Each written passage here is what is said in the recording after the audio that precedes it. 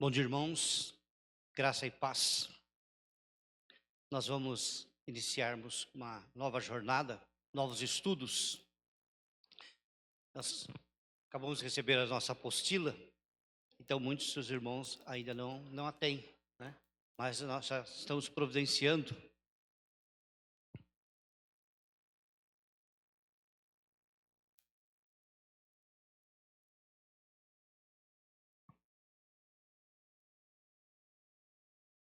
E nós vamos estar estudando a respeito da teologia reformada, teologia do pacto, que serão aí 8 lições que nós estaremos estudando.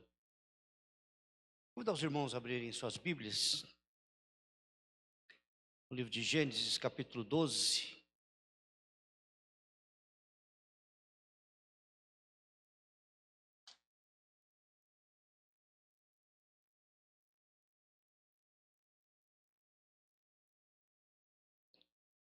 Os 3 primeiros versos, Gênesis capítulo 12,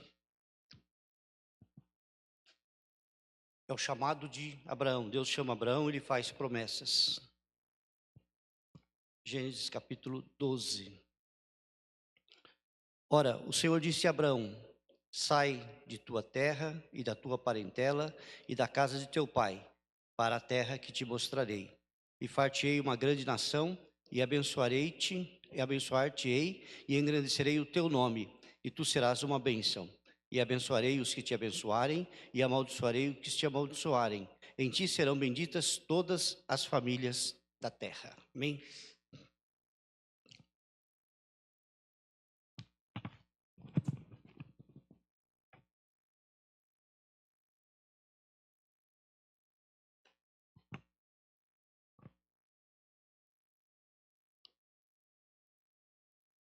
Nós vamos estar lendo essas lições de conjunto hoje. Não sei se mais alguém está com a apostila. O Marcos está? Recebeu? O Beto também recebeu, né? Então nós recebemos a nossa apostila. E assim se inicia.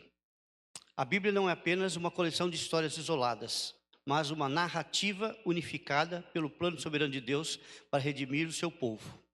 O fio condutor que une Gênesis a Apocalipse é a teologia do pacto.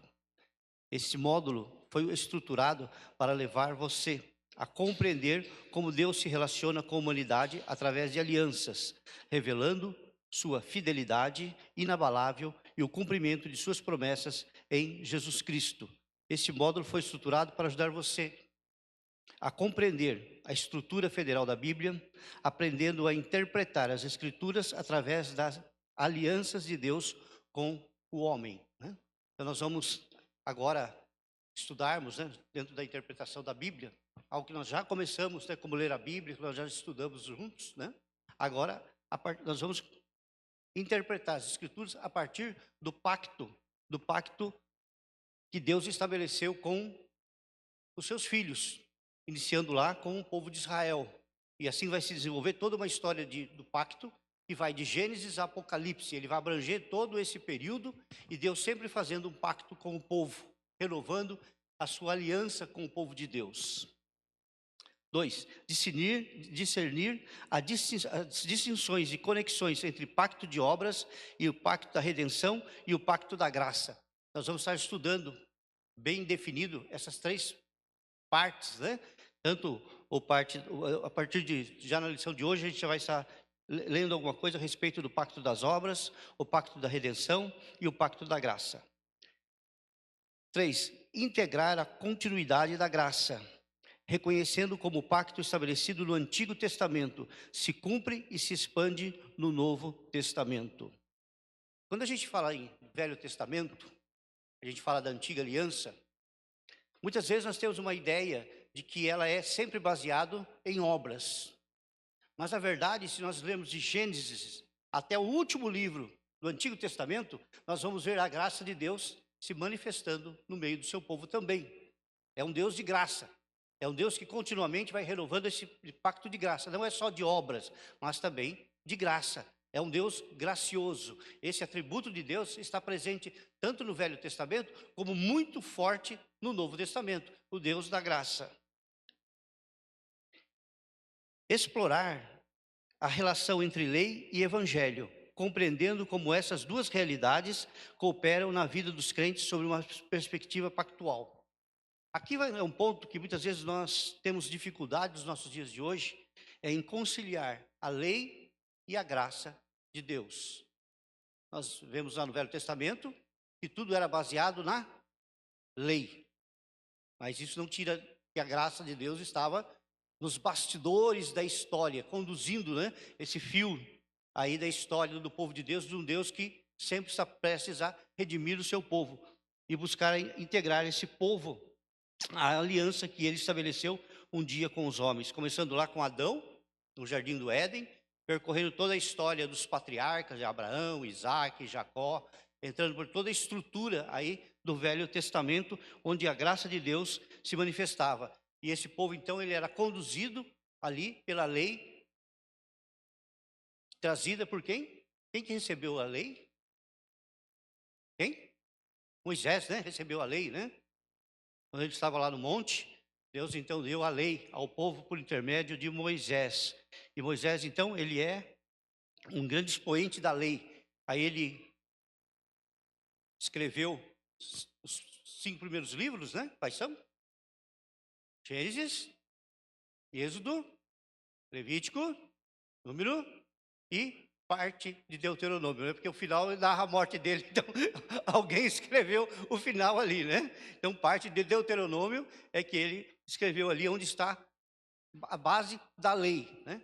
E quando a gente fala em lei, muitas vezes a gente lembra só dos 10 mandamentos, mas na verdade, quantos mandamentos tem nos 5 primeiros livros? 630 aí?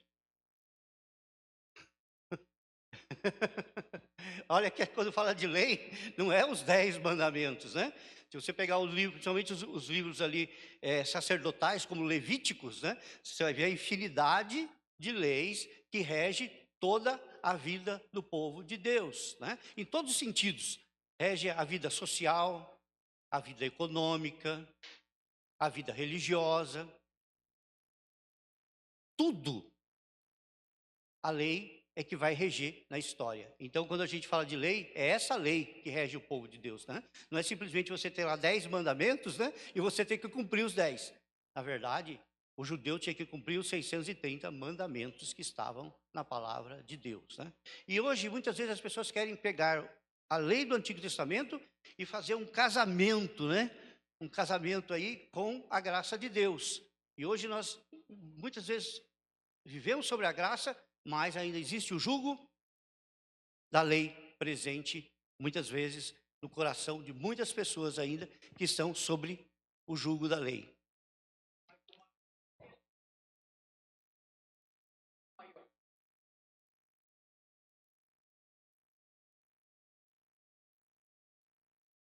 Como que Jesus... Qual é o contexto que Jesus diz isso? Quem que chegou até Jesus e perguntou qual seria o maior mandamento? Foram os doutores da lei, né? Chegaram. E eles estavam se referindo exatamente a 630 mandamentos, né? Aí você tem que eleger de 631. Aí o que ele fala? Amarás, pois o Senhor teu Deus de todo o coração e ao próximo como a ti mesmo, né? Olha o resumo que ele faz de toda a lei, né? Olha a importância da lei, né? E esse mandamento que Jesus resumiu, ele tem validade para a igreja hoje?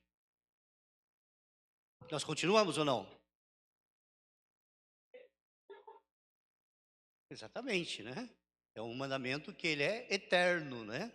Porque ele engloba a nossa área espiritual, amarás o Senhor teu Deus de todo o teu coração, e engloba também os nossos relacionamentos, né? A nossa parte social. E ao próximo como a ti mesmo, né? Olha só que interessante, ele trata de toda a nossa devoção, de nossa busca pessoal de crescimento espiritual, de conhecimento de Deus, mas também vai reger, né? Vai dar norte a todas as nossas relações sociais, né? Todos os nossos relacionamentos sociais aí.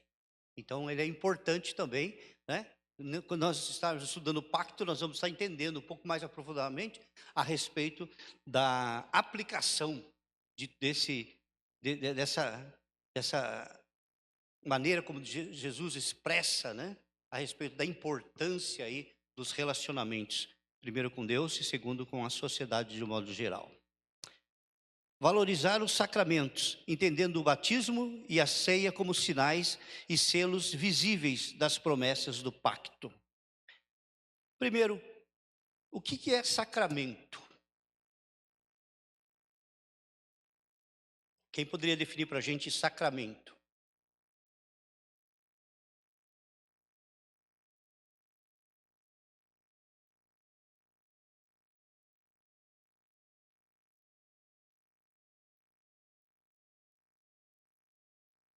Mais alguém? Marcos?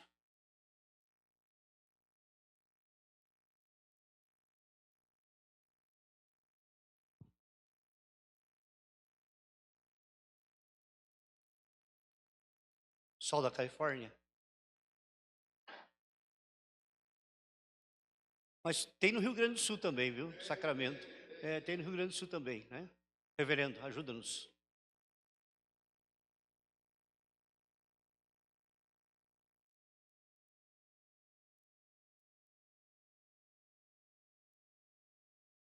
E nós, como igreja evangélica, nós reconhecemos apenas 2 sacramentos, que são batismo e ceia do Senhor. O que é o batismo?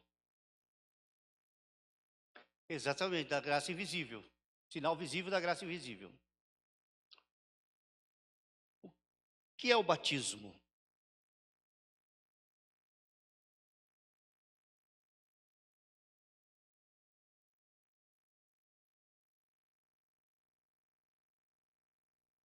O batismo, primeiro, ele é, na palavra, batismo é colocar dentro, né?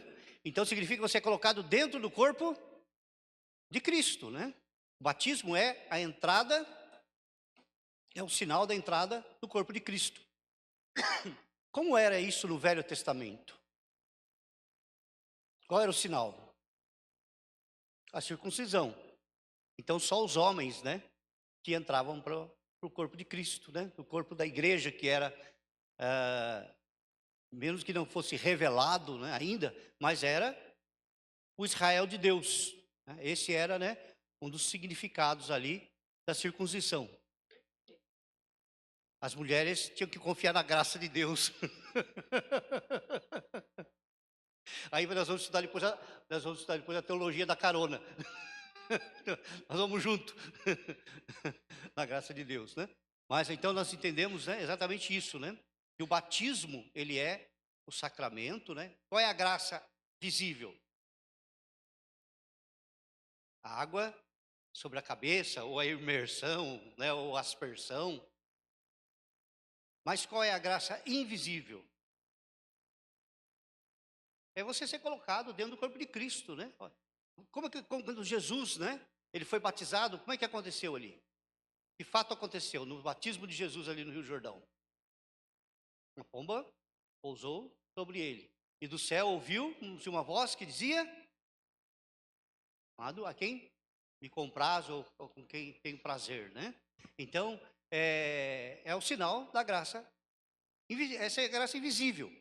E nós somos colocados dentro do corpo de Cristo, simbolizando na igreja local, mas também na igreja universal, né?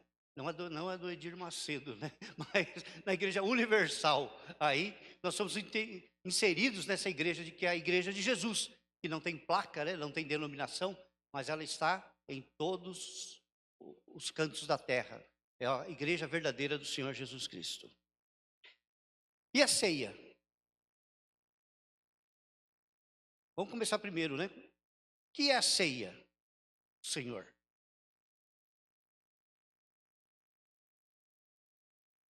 E agora, hein?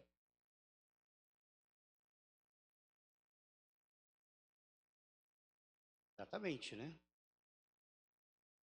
Também teve algo semelhante no Velho Testamento? a Páscoa, né? A Páscoa, né?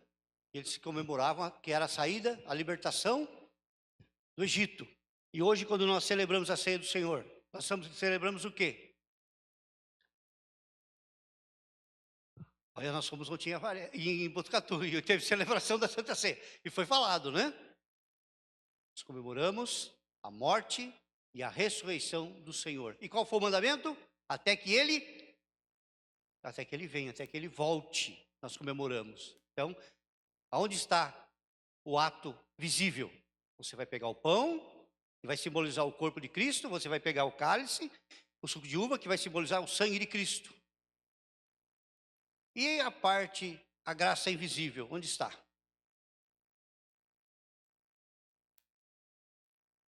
Está no fato de você comungar, né, com os irmãos, em comunidade, né? Por isso que a palavra é comunhão, né? Muitas vezes usamos a Santa Ceia com a palavra comunhão, né? A Santa Comunhão, mas também a nossa comunhão com a nossa ligação com Cristo através do Espírito Santo de Deus. Então isso é sacramento, né? É o visível na atuação do invisível nas nossas vidas. Nosso desejo é que, ao final desse curso, você veja a glória de Deus manifesta em sua fidelidade pactual e descanse na certeza de que Ele é o Deus que guarda a aliança. Imagine se fosse o homem que tivesse que guardar essa aliança. Que situação nós estaríamos? Mas a nossa confiança é que Deus guarda a sua aliança. É Deus que protege, é Deus que realmente faz com que sua aliança seja cumprida e que sua aliança vigore no coração de todos aqueles que creem. Por que estudar a teologia do pacto? Há razões fundamentais para nos dedicarmos a esse estudo. Primeiro, porque fornece a chave de interpretação bíblica. O pacto é a estrutura que organiza toda a revelação divina, permitindo uma leitura coerente de toda a Bíblia. Então, a chave da interpretação da palavra de Deus é o pacto, é a aliança. É aí que nós vamos entender, né, compreender, né, como existe ligação entre o Velho e o Novo Testamento. Porque se nós formos olhando, nós já estudamos isso, tá? Numa das aulas do John Knox, né? Se nós formos olharmos aí para o Velho e o Novo Testamento, parece que são coisas completamente diferentes. Mas existe um fio condutor, lá de Gênesis que vai até Apocalipse. E ainda ele passa por um período onde não se houve manifestação de Deus através de profetas, né? Que é o chamado período interbíblico, que durou cerca de 400 anos. Pouquinho tempo, né? Que Deus deixou de falar através dos seus profetas, né? Imagine, então, como que o Novo Testamento começa. Depois de 400 anos do chamado silêncio de Deus. Mas é interessante que, se você for ler hoje, tanto de Gênesis e Apocalipse, você vai encontrar o fio condutor, que é o pacto. Deus faz o pacto lá com Adão, reafirma esse pacto lá depois com Abraão, e ele vai depois com Moisés, e vai todos os profetas, e vai indo, até que ele chega nos evangelhos, né? Então, e vai continuando, até Apocalipse. Então, esse é o fio condutor. Então, como é que nós vamos ler a palavra de Deus? Como nós vamos interpretar a palavra de Deus? A forma correta, né, que os reformados, né, encontraram de interpretar é através da teologia do pacto. Né? Nós vamos estudarmos todos os pactos aqui e vamos entender como é que Deus se manifestava ao povo de Deus. 2. Porque exalta a fidelidade de Deus. Estudar as alianças nos mostra que a nossa segurança não repousa em nossa fidelidade, mas no compromisso de Deus com a sua palavra, né? Porque todo pacto, ele tinha lá a chancela de Deus. Então não dependia muito da fidelidade humana, porque o homem, ele é falho. O homem, ele é pecador. Mas onde estava fundamentado? Na fidelidade de Deus. Deus, ele é fiel. Alguém pode ajudar o seu Ivo lá, por favor?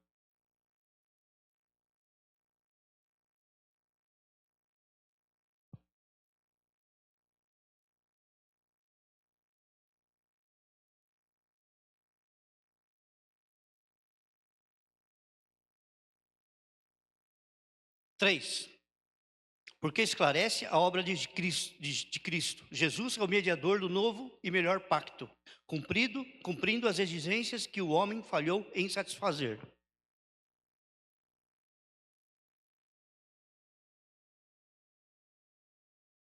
Então, se o homem falhou no cumprimento do pacto, Jesus vem e Jesus cumpre todo o pacto, né? Baseado naquilo que Jesus vivenciou, naquilo que Jesus fez, né? E Jesus então satisfez todo o pacto feito entre Deus e o seu povo. Quarto, porque define a vida da igreja. A igreja é a comunidade do pacto, onde vivemos as implicações da nossa união com Cristo e uns com os outros. Olha, interessante na formação de Israel. Quando Deus chama Abraão. Abraão nem israelita era, né? Abraão estava lá na sua terra, lá em Ur dos Caldeus, de um lugar de muita idolatria, um povo politeísta, e Deus vai buscar alguém lá. E diz para Abraão, né? Sai da tua casa, da tua parentela, e vai para uma terra que eu te mostrarei. Né? Quer dizer, Deus não chegou e falou, vai para a tua terra, está aqui, ó, esse aqui é o mapa e essa é a terra. Não, eu ainda vou te mostrar. Né? Ali então ele se inicia um pacto com Deus, né? De formação do povo de Israel. E aí então nós temos todo o processo de formação do Israel bíblico, do Israel de Deus. E quando falamos de igreja, é da mesma forma também. Deus chamou também. Jesus Cristo nos vocacionou. Nós somos vocacionados para a salvação, para a redenção. Somos vocacionados para a vida eterna. E há um chamado. Aquilo que nós chamamos na teologia reformada de chamado, né, irresistível. Quando Deus nos chama, nós não conseguimos resistir ao chamado de Deus.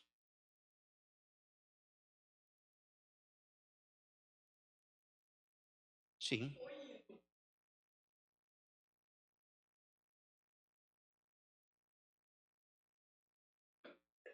Pois não, dito. Deixa eu voltar aí. Sim. Ele vai ser a formação dele, né? Um dos, né, quem foi o primeiro? Abraão. Depois nasceu, qual foi o filho que sucedeu? Dentro da linhagem patriarcal. Isaac. E depois, Jacó. Quem é que foi chamado de Israel? Jacó, né? Porque a palavra Israel significa aquele que prevalece. Lembra de um fato que aconteceu? Que ele estava repousando numa pedra no deserto e ele sonhou com uma escada, ligava. Mas houve também um fato, numa dessas suas peregrinações, onde ele luta com um anjo, né? Ele tem a sua coxa ferida.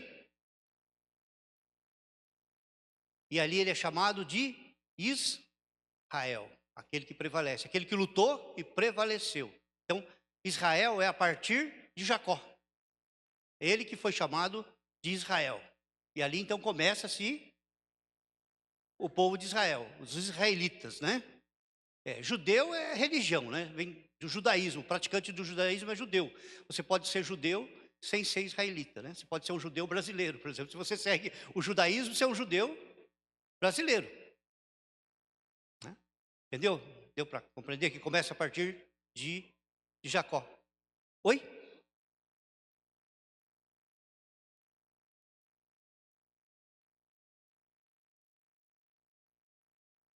O judeu, não judeu, ele era os prosélitos.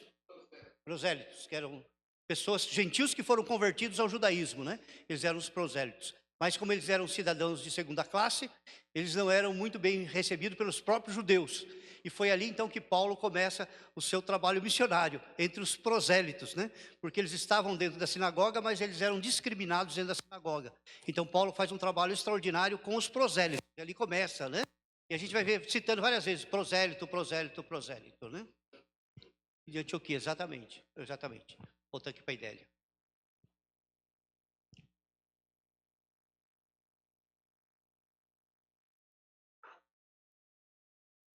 Eles tinham que confiar na promessa de Deus, né? Sai da tua terra, da tua parentela e vai para uma terra que eu te mostrarei, né? Ele vai. Foi fácil para ele? Quando a gente lê toda a história dele, todo o percurso, né?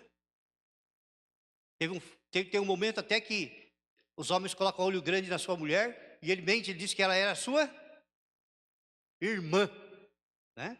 Passando todas aquelas adversidades ali da caminhada até eles se estabelecerem, né? Ali onde começaram a se estabelecer como povo de Deus. E aí ele começou a crescer, né? E ele disse que a sua descendência seria mais numerosa do que as estrelas do céu, a areia do mar, né? E olha só, como que e em ti serão benditas todas as famílias da terra. Pense que nesse pacto nós estamos inseridos, porque diz que seriam abençoadas todas as famílias da terra, né? Não, sim, mas a promessa dele era para todo o planeta, né? Para todo o planeta. E nós somos abençoados através de Abraão, né? Se Abraão não tivesse ouvido a voz de Deus, saído da terra dele, cumprido aquele pacto, nós também não estaríamos hoje aqui, porque a salvação vem dos judeus, né? O próprio Jesus disse: a salvação vem dos judeus, né? E nós entendemos isso, e é todo esse pacto que chega até aos nossos dias de hoje. Então o chamado de Abraão, ele tem esse pacto que Deus fez com Abraão, ele é muito importante para nós, né? Porque quando ele faz a promessa: em ti serão benditas todas as famílias da terra, nós estamos inseridos nesse contexto também, né? Nós também somos famílias da terra.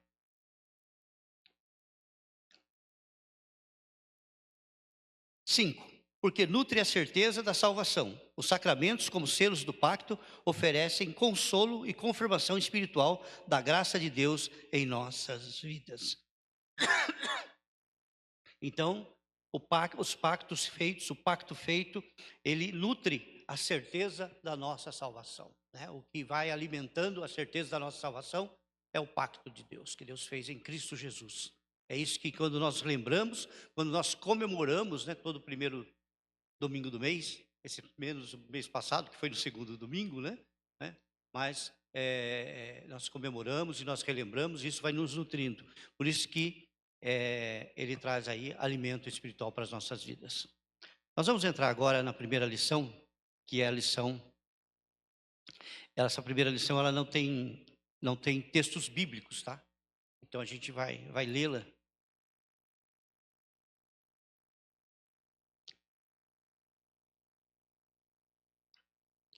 Quem é que vai dar a segunda lição?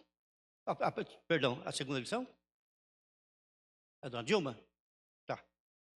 Então vamos lá, introdução à teologia do pacto. Então nós vamos só correr um pouquinho aqui para dar o tempo da gente terminar. Geralmente quando falamos em teologia reformada, logo se pensa na famosa discussão entre predestinação e livre-arbítrio. Só parando um pouco aqui, existe ainda essa discussão de predestinação e livre-arbítrio?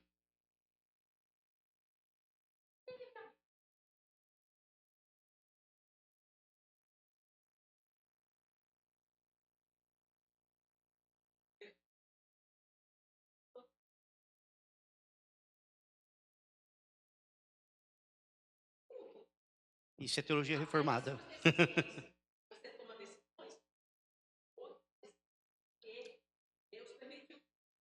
Sim. Vamos lá. Então tá bom, então não temos problemas. Vamos lá. Porém, tal assunto representa apenas uma parte da teologia reformada, o qual é muito mais ampla. Predestinação, por exemplo, não é nem de longe o coração da teologia dos reformadores, né? Eles não estavam tão preocupados assim, principalmente se a gente for ler lá os ensinos de João Calvino, né? Principalmente que estão lá nas institutas, a gente vai perceber que não é o coração da teologia reformada. Mas sim, o coração é a teologia do pacto.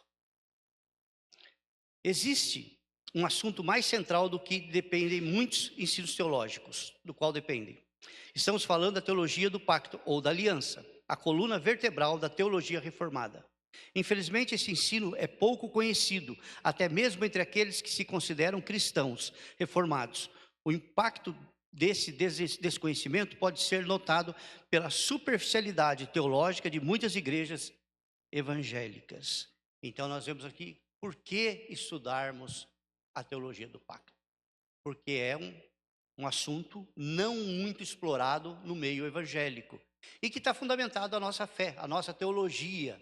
Então nós precisamos estar estudando a teologia do pacto, porque com certeza, se você perguntar para muitas pessoas, não sabem nem o que é o pacto, muito menos a teologia do pacto. Então essa é a importância de estarmos estudando como cristãos evangélicos, principalmente reformados. Mas o que é teologia do pacto? Em toda a Bíblia, nos deparamos com alianças ou pactos estabelecidos por Deus, com Noé, Abraão, Moisés e com outros. Mas o motivo pelo qual a teologia do pacto é considerado o coração da teologia reformada se dá pelo fato de que o cristão reformado vê a estrutura da Bíblia tendo o pacto como elemento central. Em outras palavras, todo o plano de redenção se dá a partir da aliança que Deus fez. Então, todo plano de salvação, todo plano de redenção, tudo aquilo que foi sonhado por Deus para o ser humano, né, acontece a partir da aliança que Deus fez. Como nós vemos que Deus fez primeiro com Adão, e Adão quebrou, né, a aliança, né? Adão quebrou a aliança, depois com Noé, com Abraão, Moisés, e assim vai por diante, todas as alianças que Deus fez com o seu povo.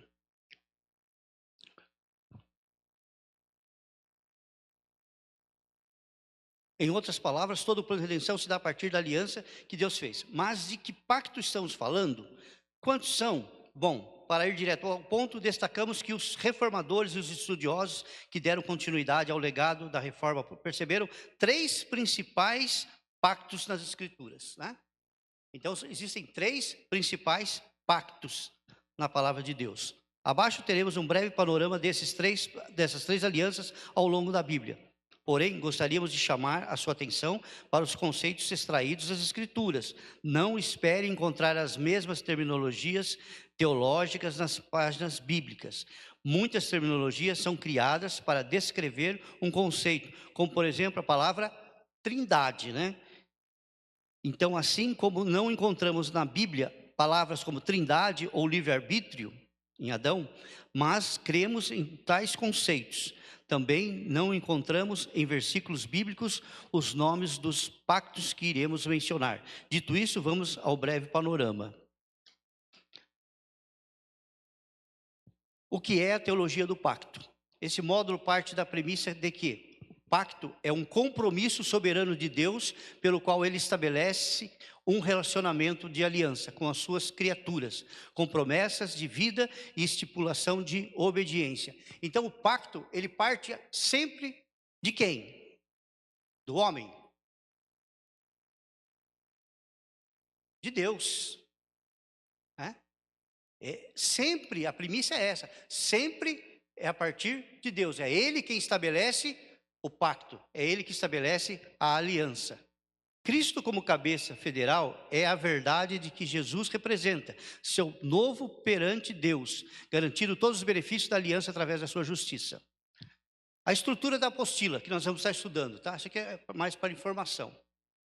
Conforme o conteúdo pragmático desse módulo, aula 1, Introdução à Teologia do Pacto, definições fundamentais e o papel do pacto na organização da teologia bíblica. 2, o Pacto das Obras, a aliança original de Deus com Adão no Éden e as consequências de sua quebra para a humanidade. 3, o Pacto da Redenção, o conselho eterno entre Pai, o Filho e o Espírito Santo para a salvação dos eleitos. Aula 4, o Pacto da Graça, a resposta misericordiosa de Deus ao pecado, estendendo promessas de vida eterna mediante a fé.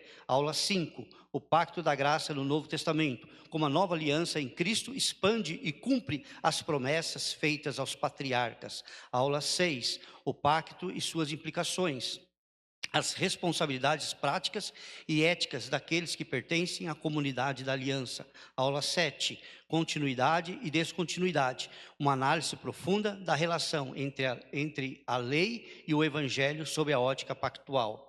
Aula 8, os sacramentos, ordenanças, o batismo e a ceia do Senhor como sinais e selos que nutrem a fé do povo de Deus. Palavra final. Ao iniciar esse módulo, lembre-se, Deus não lida conosco de forma isolada ou aleatória, mas através de laços de aliança que Ele mesmo estabeleceu. Os sacramentos não são meros ritos, mas a palavra visível de Deus que confirma sua graça em nossos corações. Caminhe nesse curso com gratidão, que esse estudo o leve a contemplar a beleza do plano redentor de Deus e a viver com a segurança que as promessas pactuais oferecem. Nossa oração é que você possa dizer com alegria: Ele se lembra da sua aliança para sempre. Salmo 105, verso 8. E aqui nós vamos no primeiro pacto aqui, pacto da redenção. Uma aliança que não envolve diretamente e imediatamente criaturas, mas trata-se de um acordo feito na eternidade, antes da criação. Esse pacto diz respeito à harmonia e unidade de propósito que existe entre as três pessoas da Trindade. Sim, o Pai, o Filho e o Espírito Santo estão completamente de acordo em fazer acontecer a obra da redenção. Então, o primeiro pacto, o pacto da redenção, não é feito entre homens, mas ela é feita na eternidade. Foi feita entre as três pessoas da Trindade, o Pai, o Filho e o Espírito Santo. Não há envolvimento humano nenhum na constituição desse pacto, mas ele é extremamente e inteiramente divino. Somente Deus e a Trindade ali, né, que pôde fazer esse pacto, construir esse pacto. Quando pensamos nas pessoas da Trindade, percebemos uma distinção de tarefas específicas e definidas. O Pai envia o Filho ao mundo e executa a obra da redenção. Lembra? Esse é o meu Filho amado, em quem me comprazo, no ato do batismo de Jesus. O Espírito Santo aplica a redenção do Filho nos corações dos eleitos do Pai. João 3 e João 14. Então, a aplicação da salvação, da redenção, ela é obra do Espírito Santo. Ela não é obra humana. Ela não é uma obra de convencimento. Ela é uma obra de conversão. Sabemos que existe convertidos e convencidos, né? A obra da conversão, a obra da redenção, ela é obra do Espírito Santo de Deus. É Ele quem abre os corações. É Ele quem abre as nossas mentes. É Ele quem aplica a salvação às nossas vidas.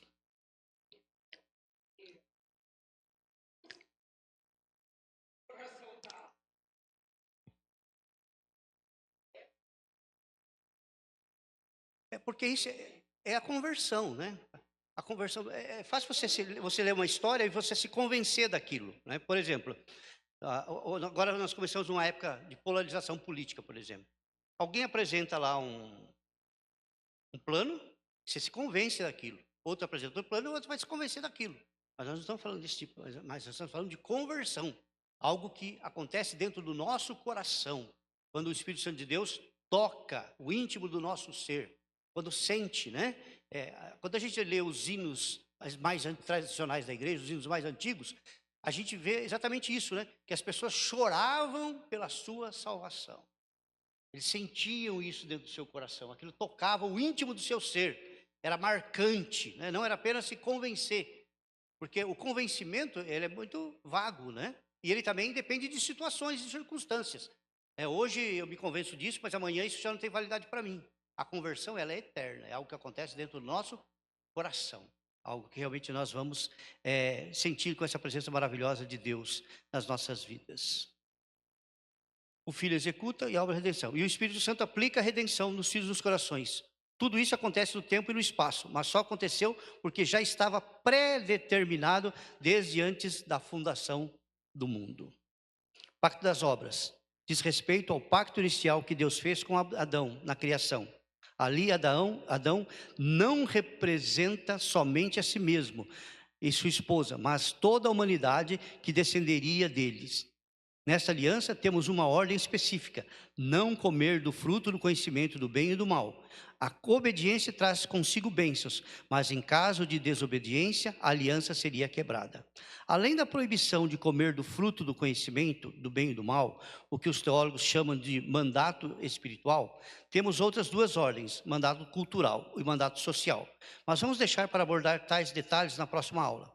Por enquanto, o que precisamos saber é que Adão era responsável em cumprir essas três ordens, por isso o pacto das obras, né? E quem é que Adão estava representando lá? Estava representando eu, estava representando você, estava nos representando ali. Ele representava toda a humanidade. E quando Adão pecou, toda a humanidade também pecou. Por um homem entrou o pecado no mundo, né?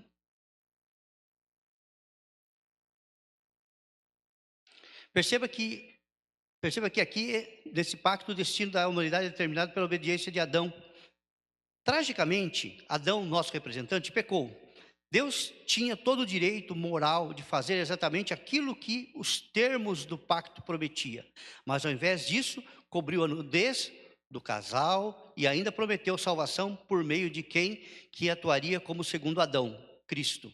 Essa promessa foi feita em Gênesis 3,15. Ali Deus anuncia o seu pacto da graça.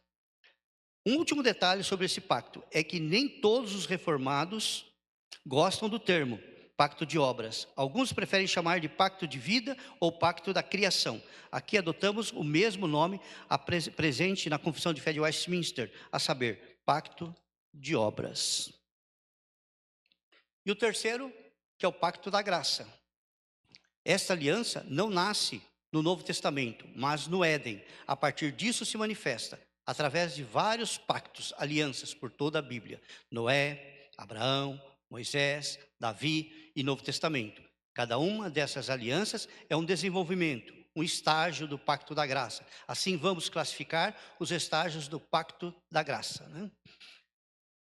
Lembrando que ele é apenas o início, ele vai se construindo como se fosse um tijolinho, depois mais um tijolinho, até que nós chegamos no Novo Testamento, né? O pacto da graça ele vai sendo construído através da história.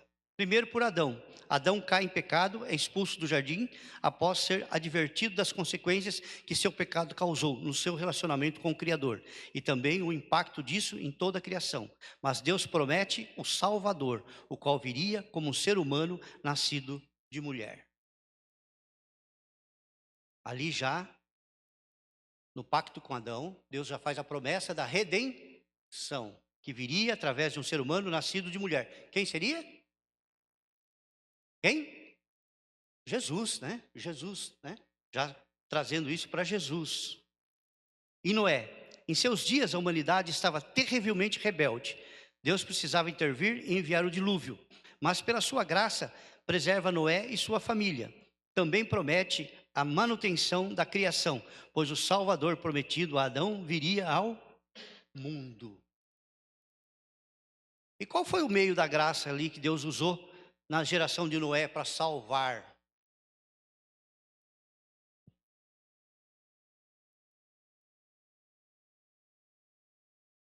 O que ele construiu, que salvou a arca, né? Foi o meio da graça. Veja que a graça está presente, né?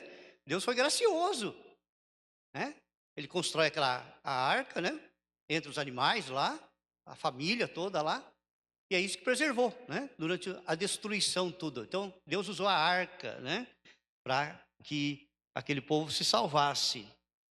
Abraão é o escolhido por Deus para sair da sua terra e ser pai de grande multidão. Ele crê e isso lhe é imputado como justiça. Vamos lembrar que Abraão saiu de um lugar extremamente politeísta. Abraão, ele vem de uma cultura idólatra, mas ele creu, e o crer foi lhe imputado como justiça. Há mais um pacto no desenrolar da história, estabelecido com Davi, mas vamos deixar os detalhes para a aula futura. Aqui vamos nos deter na aliança de graça estabelecida com Abraão. Deus está lidando com quebradores de pacto, mas pela sua graça separando um povo para si. Esse povo de Deus será os descendentes espirituais de Abraão, a saber, os que demonstram a mesma fé do patriarca. Então, os descendentes de Abraão são aqueles que manifestam a mesma crença, a mesma fé do patriarca Abraão. Esse pacto da graça é administrado em dois momentos, em duas formas: sob a forma da lei, com Moisés, o que chamamos de Antigo Testamento, e sob a forma do Evangelho em Cristo, o que chamamos de Novo Testamento. Assim, para a teologia reformada, Antigo e Novo Testamento são, em essência, o mesmo pacto da graça. Sempre houve graça no Antigo Testamento, e a lei não é oposta à graça, mas é uma manifestação da graça de Deus. Há cristãos que pensam que no Antigo Testamento pessoas eram salvas pelas obras da lei, porém Paulo diz que a lei nunca foi dada para salvar. Romanos 4, desde sempre as pessoas foram salvas mediante a fé. Romanos 3, 4 e 5. Assim, um crente do Novo Testamento é um verdadeiro israelita, filho de Abraão.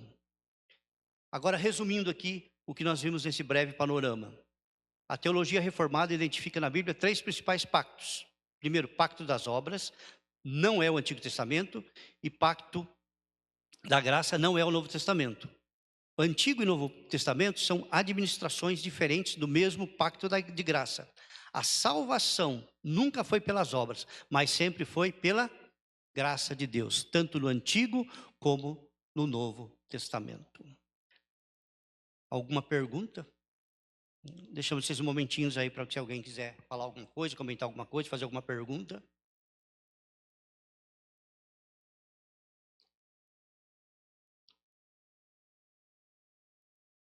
Sem perguntas? Então vamos encerrar então com oração. Senhor, nós te louvamos, Senhor, porque nessa manhã tivemos a oportunidade, Pai, de estarmos na tua casa, Senhor. O Senhor nos concedeu mais um dia na nossa vida, ó Pai, de existência, ó Pai, e por isso louvamos e glorificamos o teu santo e bendito nome, ó Pai. Ó Deus, que ao estudarmos, Senhor, essas lições, ó Pai, essas 8 lições, Pai, possamos crescer espiritualmente, Senhor, buscando a tua palavra, Senhor, um alimento espiritual para as nossas vidas, Senhor. Nos abençoe, Senhor, nós te pedimos e te agradecemos em nome de Jesus. Amém. Vamos ler, quando a nossa classe for chamada, os 3